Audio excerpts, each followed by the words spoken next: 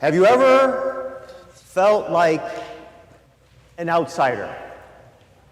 Have you ever felt like you don't belong?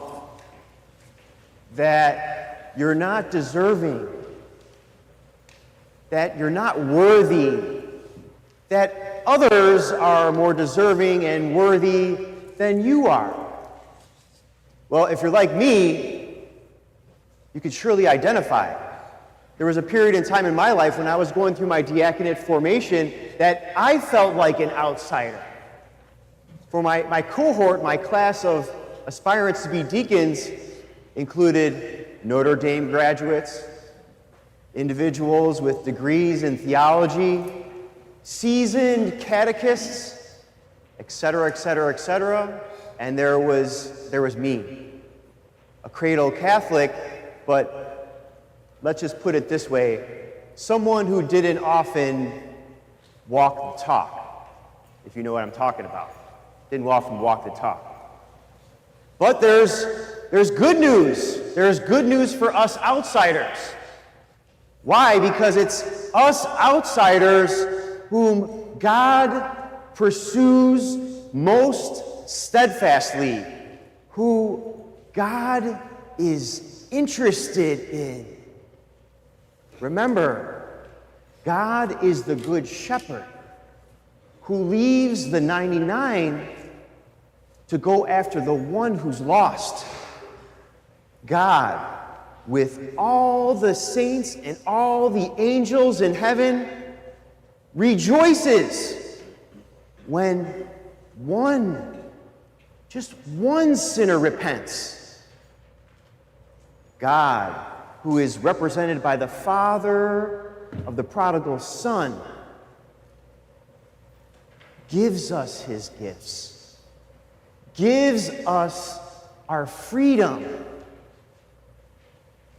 and waits, watching for our return. See, us outsiders have true value in God's eyes. We see how God pursues outsiders so beautifully in our gospel passage today, in what Jesus does, and how he pursues the Samaritan woman. And you want an example of an outsider? The Samaritan woman is an outsider's outsider. How could this be? Well, first off, she's a woman. Women didn't have the same rights and duties as a man did in Jesus' time. Secondly, she's a Samaritan, a group of individuals that the Jews held in low regard. And thirdly, we didn't get this from our short reading today. I wanted to take it easy on you tonight. But from the long reading of today's gospel, we know that she is a divorcee or a widower going through 5 husbands and being with another man who is not her husband. Clearly, someone that is not living a good life. But what does Jesus do? How does Jesus respond? As we see in our gospel reading, first, he shows up. He shows up, and when the Samaritan woman approaches, he stays with her. Now, this doesn't seem to be that big of a deal, but it would not be appropriate for a Jewish man to be in the presence alone with another woman. A typical Jew, when a Samaritan arrived, would get up and leave. So Jesus stayed with her, and he talked to her. This gesture of staying with her and talking to her, it seems insignificant. But that action in the place of a well, a public place of a well that is a symbol of relationship and marriage, that gesture, that action is extraordinary. It's extraordinary.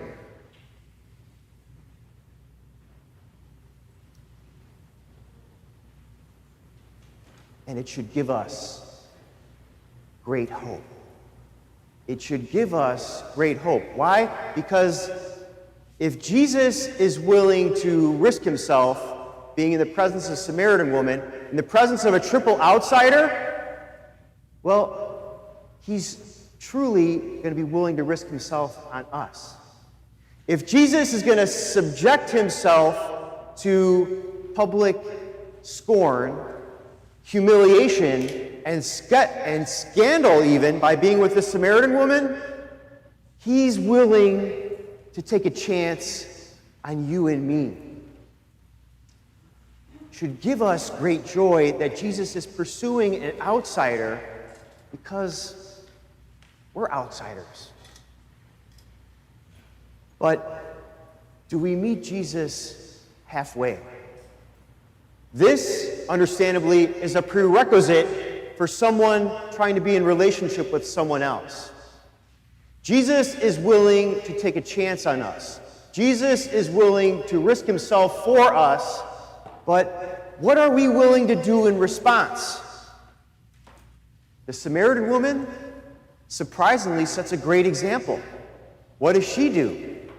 First off, she shows up at the well at noon, hot day. She shows up at the well. She stays at the well to listen to what Jesus tells her, and we don't get this from our short reading today, but she tells others about Jesus and what he tells her. How are we willing to follow suit? How are we willing to be like the Samaritan woman? First off, in showing up, how are we doing on our Sunday obligation? You guys know I don't like that term, obligation. But how are we doing in our response to God's love to us? Are we showing up at church? Are we putting in the extra credit by showing up to meet Jesus in Eucharistic adoration? In listening and talking to Jesus, are we taking the time, the place, the space, each and every day to approach our Lord in prayer? Each and every day, are we showing up in prayer? And in silence, are we listening to how God is trying to direct our lives, how he's trying to influence and move us through prayer? And lastly, in evangelizing,